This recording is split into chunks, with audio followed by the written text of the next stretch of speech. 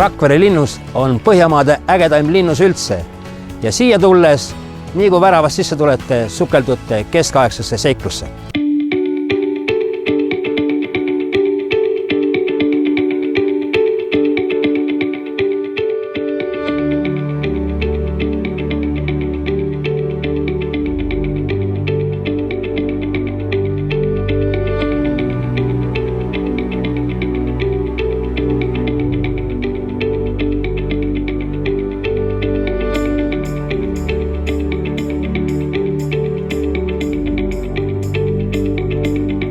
Eesti Politseimuuseum on ainulaadne, sest kogu maailmas ei ole ju sellist muuseumi olemas, mis näitaks Eesti oma politsei asju, päris asju.